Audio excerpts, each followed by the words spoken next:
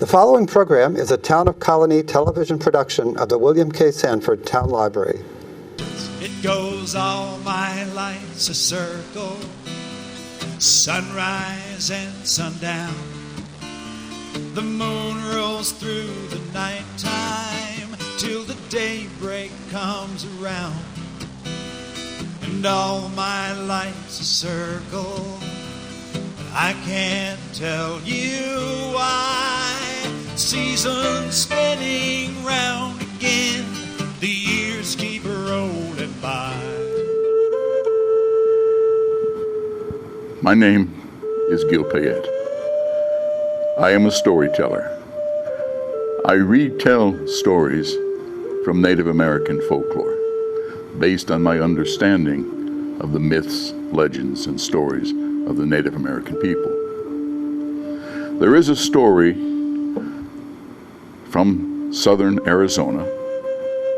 It is a legacy of the Tohono O'odham people, the desert people.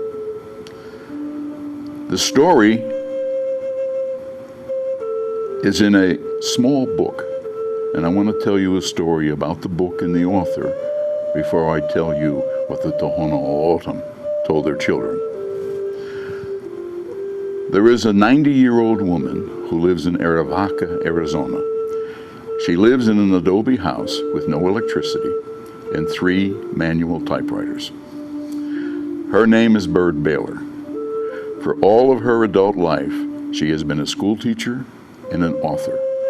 She has taught school in tribal schools and in public schools with a high population of Native American children.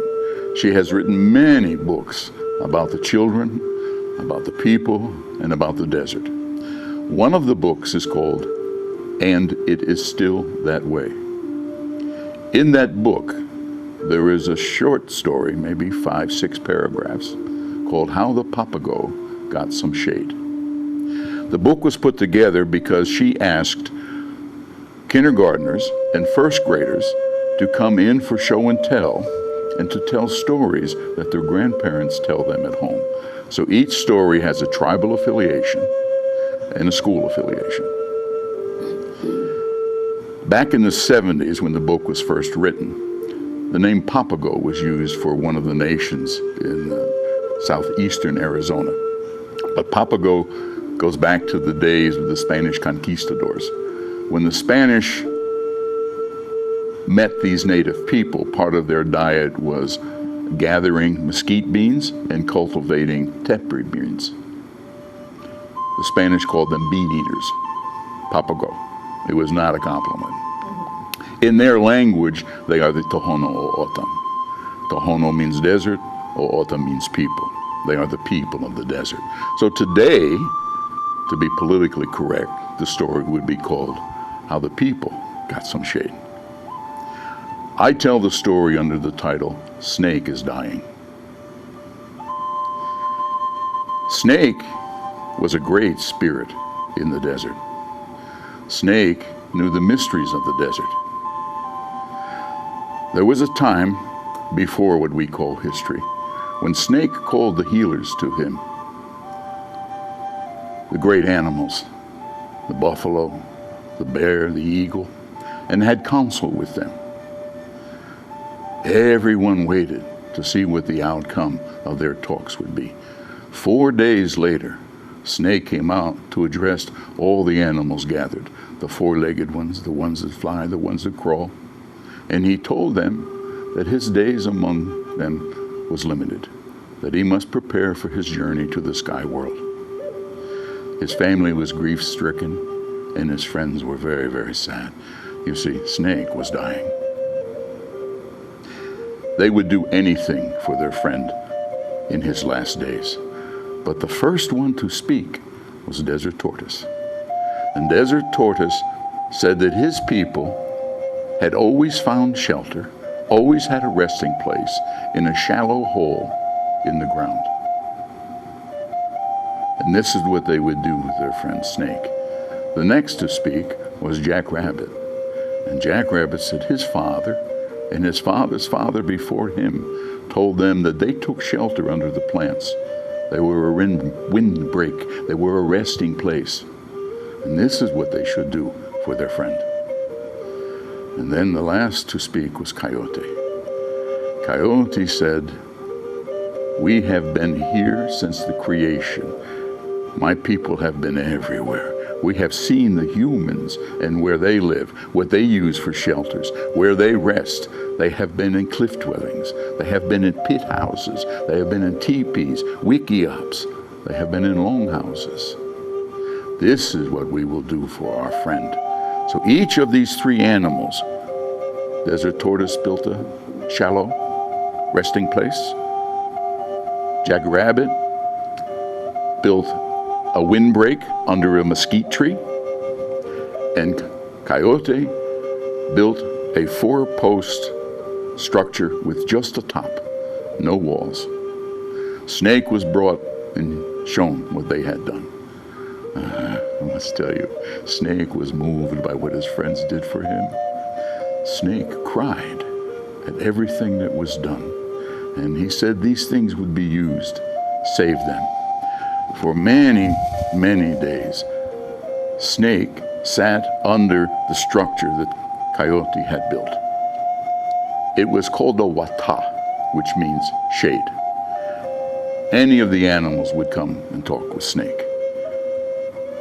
But Snake did die. They took his body and they placed it in a shallow hole.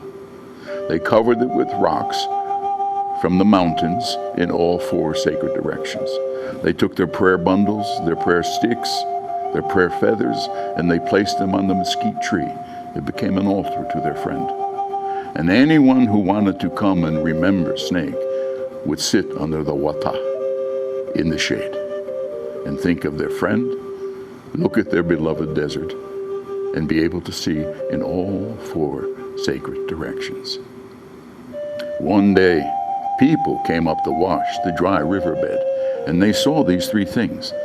They did not know what they were, but they knew they were special. Maybe they were sacred. They went back down the wash, respected everything, left it the way it was. But when they got back to their encampment, to their villages, to their settlements, they remembered the structure, and they built some for themselves. Wata, shade. They sat under them. They prepared their food. They made baskets. They made pottery. They talked with their friends. They sat in the shade and they rest. And that is how the people got some shade. When I was about 10, I lived in Buffalo with my mother and father and my younger brother. And one year it was exceptionally cold, like this winter that we've just had, really, just same kind of winter.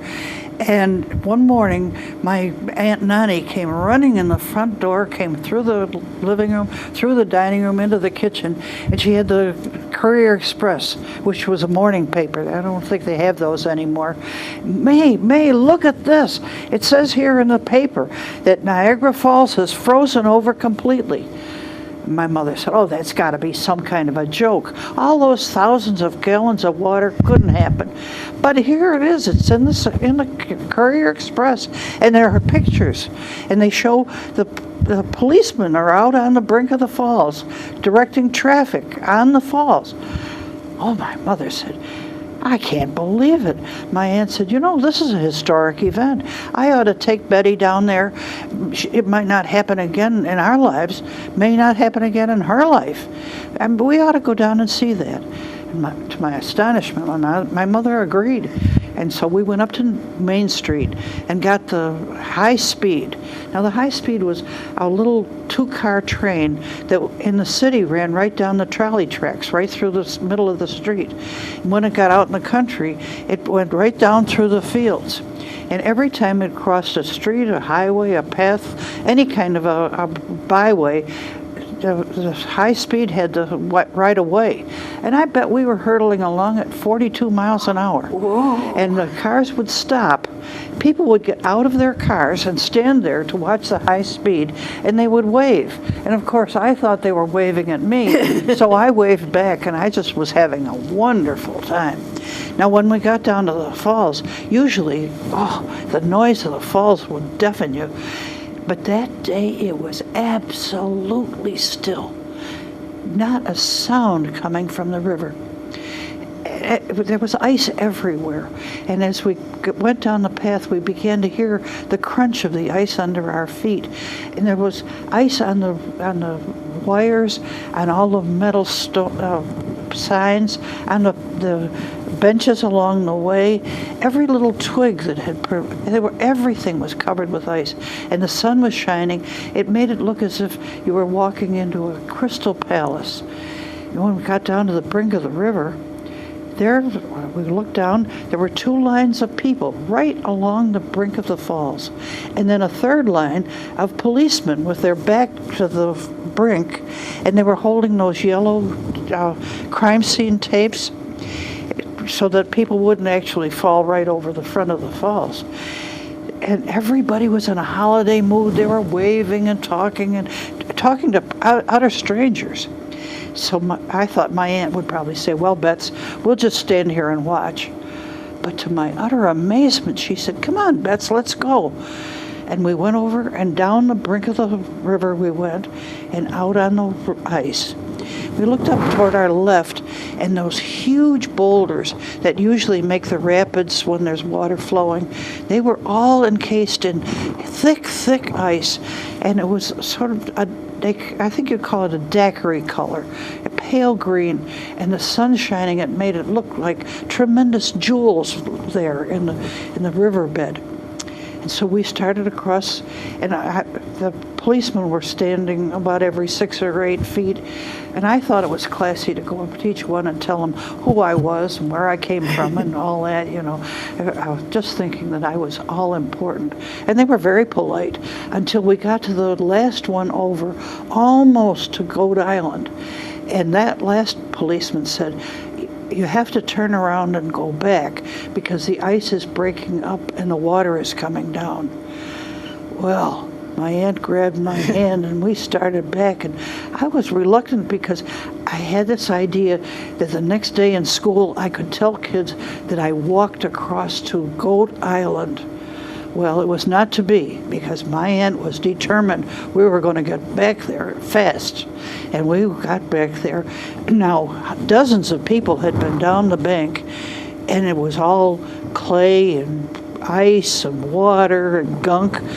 And my aunt was a very large lady, and she had one heck of a time getting back up the bank, but she made it. And then we got back to the high speed. But by now, to me, it felt like slow motion, because I couldn't wait to get home and tell my mother what we had done. And when we got home, I took off my woolly hat and my woolly scarf and my mittens and threw them in the living room. Mother, guess what we did? My mother wasn't happy. She was furious. She chased my aunt into the dining room, and she chased her around and around the dining room table. My mother was about as big as my aunt. She'd never admit it. And around they went, and my mother chased my aunt right out into the street. She didn't come back for 3 months. Well, I thought, parents don't know everything. Now, tomorrow in school, we're going to have show and tell. And will I have a story to tell? So I got to school early, and I had my hand all ready to go as soon as the teacher said show and tell. But then, of course, she had to get in all the late library books, and she had to get in the excuse for absence. She had to read what was going to be fed in the cafeteria. Will she never get to, going to show and tell? Finally, she said, and now we're going to have show and tell. But before we do, I want you children to see what's in this morning's paper. In the Courier Express, there's a picture of these people, these stupid people who risked their lives walking on Niagara Falls. Now, boys and girls, they could all have been killed. I thought, oh, dear God, please don't let anybody recognize me. Don't let them see. I promise I won't hit my brother ever again. Please don't let anybody recognize me. And mercifully, they didn't. And I didn't tell the story for 60 years. I was so ashamed of having done such a stupid thing. But then I was at a conference where you had to get up and tell something dumb that you did. And I couldn't think of anything dumber than I had done. And so I told that. And as I was telling it, I thought, it wasn't the smartest thing I ever did. But on the other hand, there was something noble about it. It's history. And I was there. And now I tell it with some degree of pride. My mother did not tell me she was dying. And I received a phone call early June one year. And she said, I know you're planning on coming home in August. Do you think you could switch the ticket and come home in June? That was an unusual request. Why would my mother be asking me to switch my ticket? So then I said, Mother, are you sick? She said, oh, I am. I said, are you very sick? She said, I am. I said, do you have cancer? She said, yes. I said, when did this start? She said, New Year's Day. She said, we all went out for a meal somewhere in Northern Ireland. And she, that evening, became quite sick and vomiting and pains in her belly. And she accused the restaurant where she had eaten that they had served bad food. Well, no one else had been ill, only my mother. So this food poisoning episode lasted about a month. And my father kept saying, Mary, I don't think that's food poisoning because it would only last 1 or 2 days. And you've been vomiting and having belly ache for a month now. I think you should see your doctor. Now, my mother had never been ill. Never been ill, never been in hospital, never been sick. So with great reluctance, she trotted off to the doctor. And he did some tests. And he told her that she had an inoperable liver cancer. And she had 6 months approximately to live. And that was in January. And now we were at June. So she phoned and asked if I could come home. And I said I could be there in 1 day. So I flew home. And she was very ill. And thank God we had the wonderful people at hospice who came every day to my home. And they attended my mother. They were so fantastic. I couldn't have coped with nursing and taking care of her without the help of hospice nurses. So when it came very near the end of her life, she said to me, I don't want to have a wake in one of those newfangled funeral parlors. Do you think we could have a wake at home? And I said, oh, sure, Mother, whatever you want. I had never been to a wake. I had no idea what a wake involved, but I was eager to please her. And I said, do you want to pick out a nice outfit that you would wear in your coffin? She goes, no. She said, give all the clothes in that cupboard to Mary Bridget over in Donegal, and give all the rest of those clothes to the cancer charity shop, and they can raise money. And she said, you can dispense all my jewelry to wherever you want it to go, and anything in the house that's mine you can have. And I said, fine. I said, but what are you going to wear in the coffin? She said, well, I would really like a Child of Mary dress. Now, at that point, I should have said, excuse me, what exactly is a Child of Mary dress? But I didn't ask that question. And so she did indeed die 20 days after I arrived. It was very horrible cancer death, and I was glad to see her out of her pain and suffering. So the funeral undertaker arrived at 3 a.m.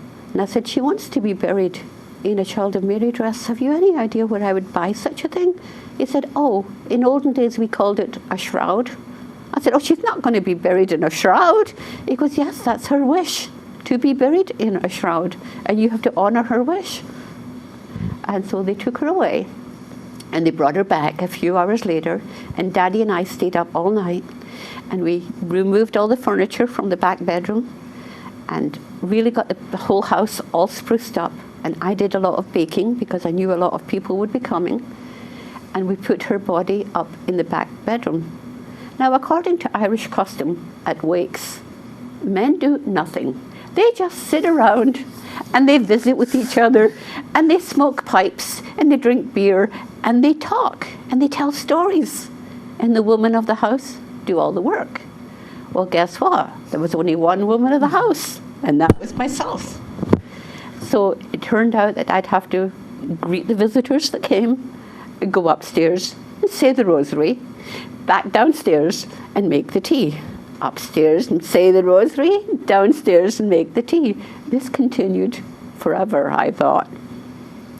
Finally, her body was being removed on early on Sunday morning, and I thought, I need a private moment of my own without all the crowds bothering me to say my private goodbye to my mother.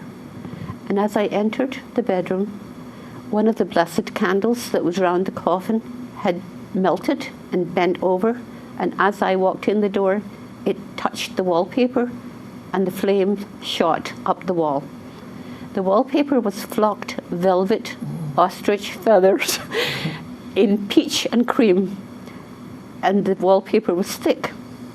And the minute that the flame touched, the flame just shot up the wall. I nearly had a heart attack. My heart was pounding in my breast. But I quickly ran next door to the bathroom and soaked a big bath towel with water and slapped it on the wall. And thank God the flame did not reach the ceiling. If it had, our house would have been on fire.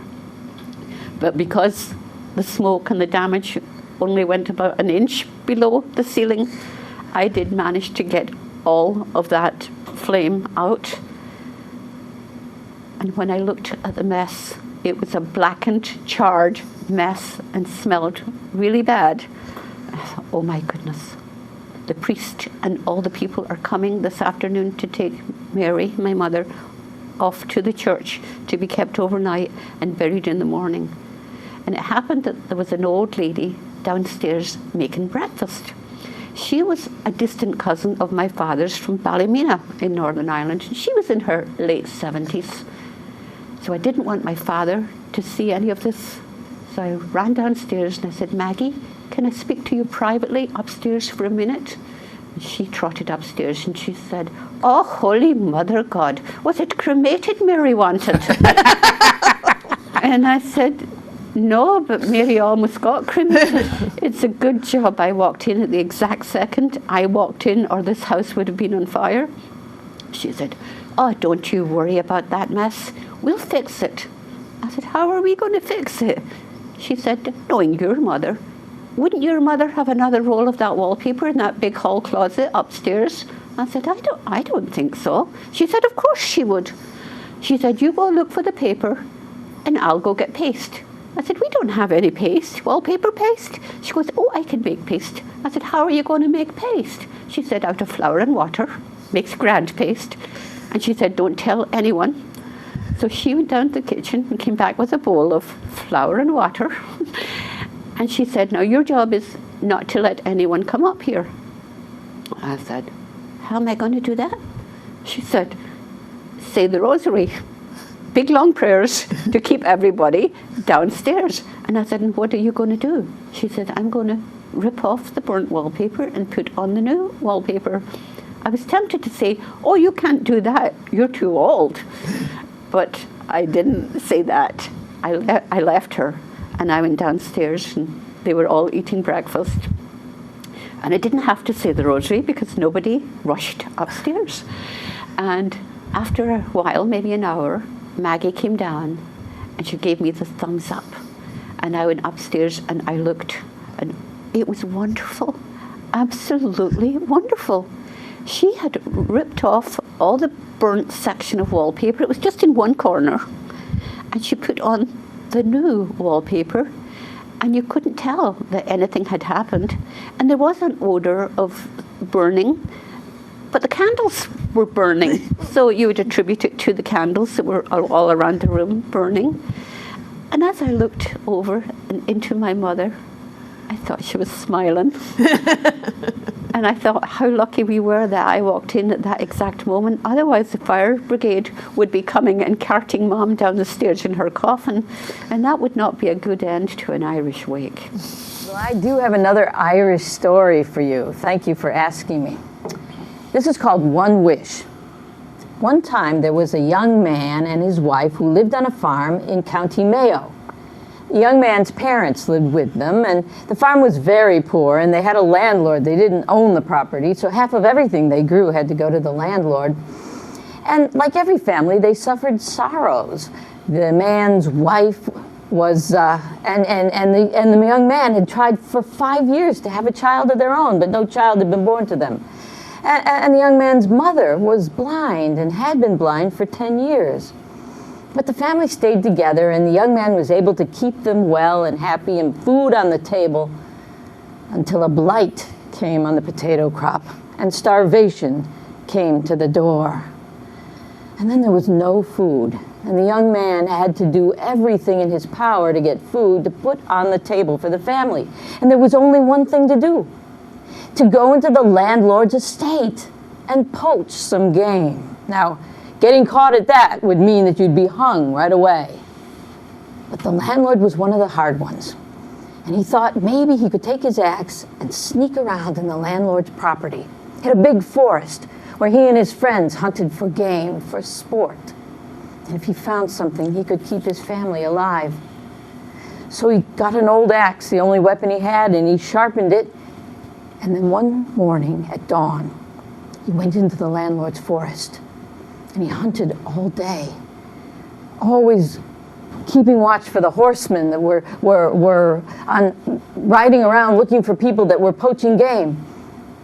And he found nothing until just at dusk, when he knew he had cornered an animal in a glen. And he went in, and he saw the most beautiful animal he'd ever seen in his life. It was a white deer. I don't know if you've ever seen a white deer. I never have. But it sounds so beautiful, and this young man was entranced. But at the same time, he was very sad because he had to kill the white deer in order to provide food for his family. And so he raised up his axe, and he was about to bring it down on top of the white deer when it spoke to him. It said, "If you kill me, you'll be hanged, but if you let me live, I will grant you one wish." The young man had his axe raised. It was frozen. He thought that the hunger must be affecting him. He's hallucinating, and he started to bring it down again. And the white deer said, "Listen, you may be able to save your family. Think about it. I'll be here, just in this place, tomorrow morning. And you can kill me then if you want to, or you can take a wish." So with that, the young man brought the axe down. He was in a trance as he turned around and just left the forest. And on his walk home, the thought came back to him. He could save his family. And the first person he saw at his house was his father. His father was waiting by the gate. And when he saw that he didn't have anything in his arms to eat, the father was devastated. But the young man told him about the wish and the white deer. Oh, and the father said, "Son, that's all right. Wish for gold. Gold will solve all our problems." Oh, and the young man, he knew it was true, and he loved his father very much. But he thought, maybe he'd better ask his mother what she thought. He went to his mother and told about the gold that his father wanted and the white deer and the wish. And the mother said, "Oh, son, I know we need money. I know we need gold. But for 10 years now, I've lost my eyesight. I've been blind.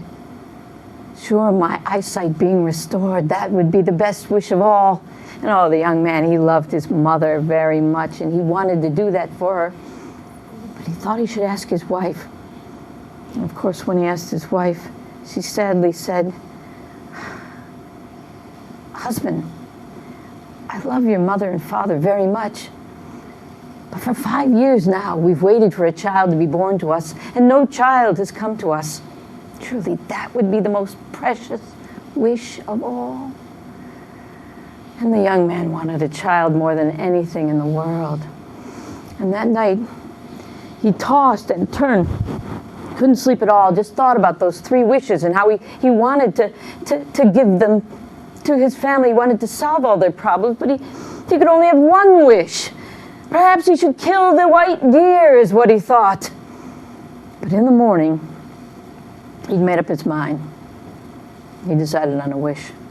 He knew what he would do. He didn't take his axe back into the forest, but he went in.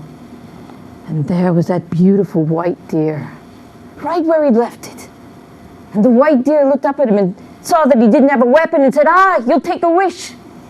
And the young man said, I'll take a wish.